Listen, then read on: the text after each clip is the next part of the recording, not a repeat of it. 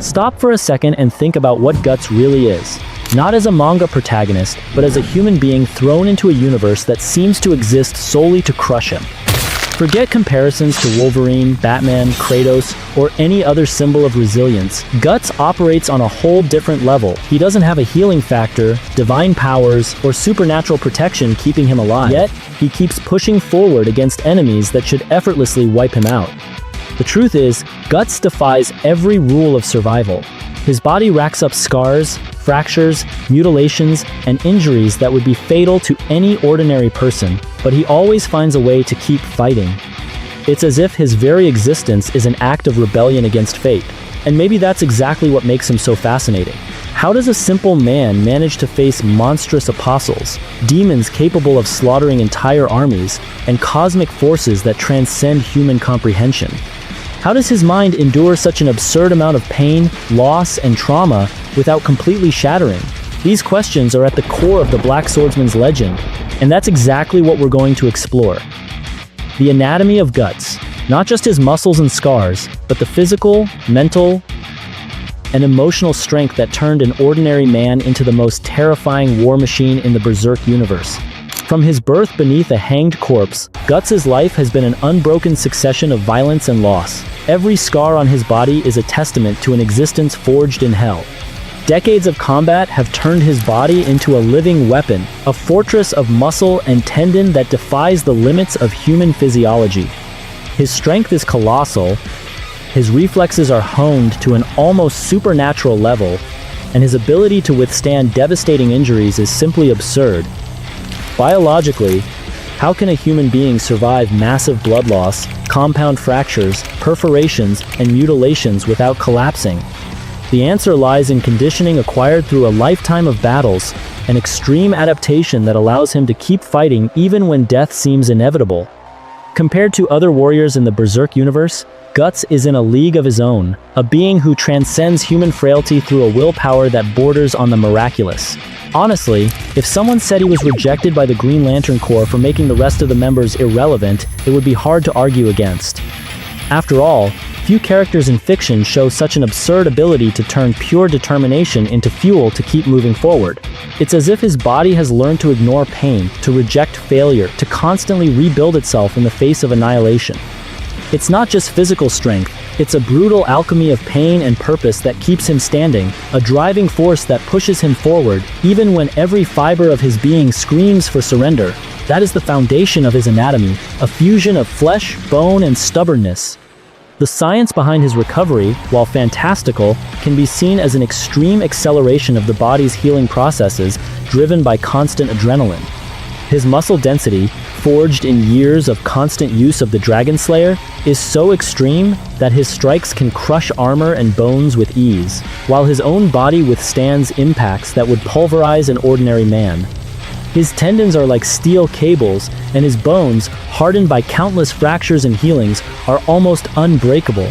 He is, in essence, a superhuman forged by adversity, a monument to the body's ability to adapt and overcome.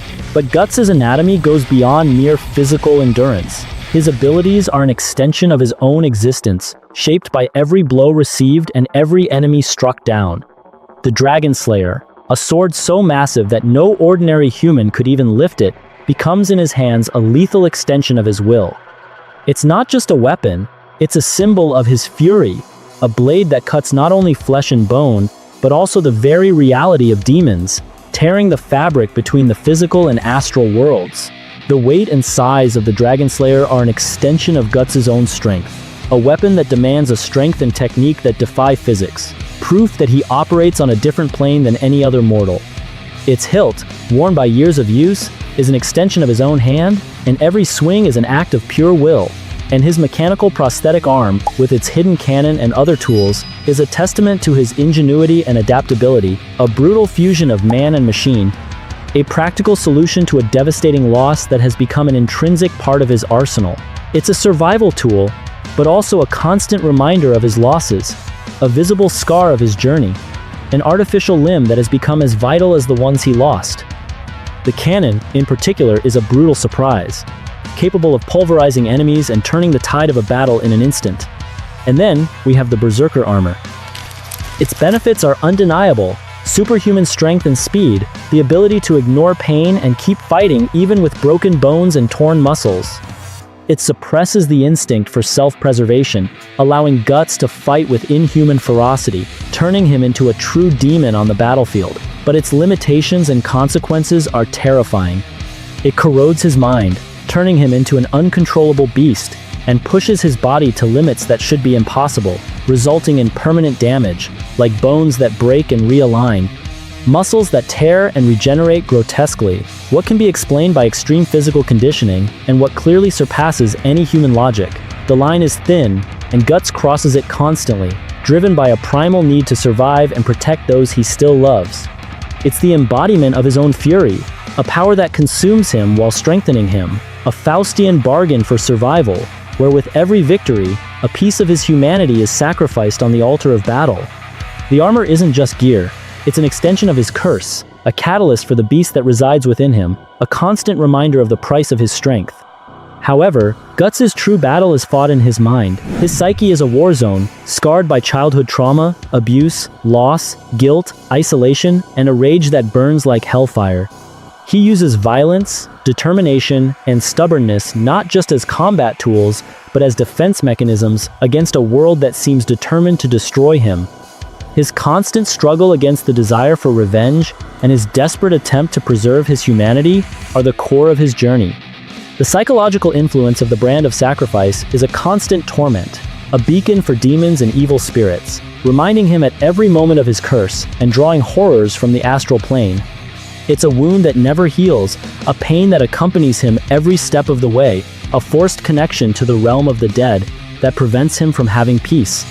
The brand isn't just a physical stigma, it's a spiritual anchor that pulls him into the abyss, a constant threat that forces him to live in a state of perpetual alert, a visceral reminder of his sacrificial condition. The Berserker Armor, in turn, threatens to consume his sanity, turning him into the monster he so fears becoming, erasing his individuality and reducing him to a mindless killing machine. It's a macabre dance between the inner beast and the man who refuses to give up. Is Guts driven by hope, hate, or simply the inability to stop fighting? In my opinion, it's a brutal mix of all of that, an unbreakable will to keep moving forward, even when the whole world conspires against him. He is proof that the human mind, even when torn apart, can be the most powerful weapon of all, a bastion of resistance against the darkness that surrounds him. The guilt over the loss of his comrades, the isolation that accompanies him, and the constant threat of being consumed by the darkness are burdens he carries with an almost superhuman stubbornness. He is a case study on the human mind's capacity to endure the unendurable and still find a purpose. Guts' feats are legendary, brutal, and frankly, impossible. Facing entire armies alone, defeating monstrous apostles that should be invincible, surviving the eclipse, an event that should have been his end and that claimed the lives of almost everyone he loved, and fighting even after severe mutilations, challenging supernatural entities far beyond human capacity. Comparing him to legendary characters from fantasy, comics, and video games is almost an insult to his uniqueness, because Guts operates on a level of suffering and overcoming that few can even imagine. His feats seem impossible even within the Berserk universe itself, a world where magic and the supernatural are real, but the scale of his battles and the resilience he shows are unmatched. Every battle leaves permanent physical and mental scars, shaping him, but never breaking him. He is Destiny's party pooper, the man who refuses to follow the script, the warrior who keeps fighting even when hope fades. This stuff is brutal, and it's proof that human will, when pushed to the extreme, can defy even the gods and the laws of the universe. His clashes with the God Hand, especially with Femto, Griffith, are moments of pure fury and despair, where he throws himself against the impossible, not out of hope for victory, but out of a visceral refusal to be subjugated. His feats aren't just displays of strength, they are acts of rebellion against the cosmic order itself, a declaration that life, even the most brutal, has value and must be defended at all costs.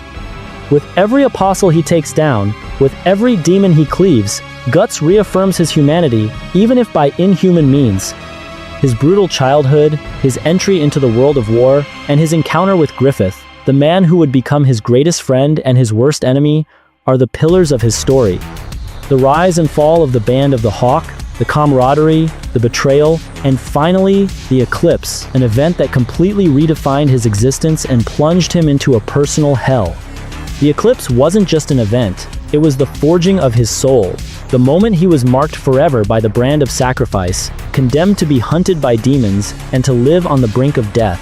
His journey after the betrayal, his quest for revenge, and his desperate attempt to protect those he still loves are the driving force of his life, a lonely and bloody path where every step is a battle against the darkness. Guts represents human resistance against divine forces, the embodiment of the struggle against an indifferent and cruel universe. Or has he himself become something beyond human, a symbol that will can transcend flesh and bone, a beacon of defiance in a world dominated by darkness? It's a reflection that haunts us, just as the brand of sacrifice haunts Guts, a question that echoes in every swing of his sword and in every scar on his soul. He is the embodiment of the existential struggle, a man who refuses to be a pawn in the gods' game, a warrior who, even wounded and broken, continues to advance, defying destiny itself. His existence is a cry of rebellion against the tyranny of fate, proof that humanity can find a path to freedom, being a living testament that the flame of human will burns brighter than any darkness. So, the question remains, is Guts just a man who refuses to fall before a brutal world? Or the greatest proof that human determination can face forces far beyond comprehension, defying monsters, gods, and even destiny itself? Leave your opinion in the comments. And tell me, how far do you think someone can go driven only by their own will? If you like the analysis, drop a like, subscribe to the channel, and turn on notifications for more content like this. I'm out of here. Catch you next time.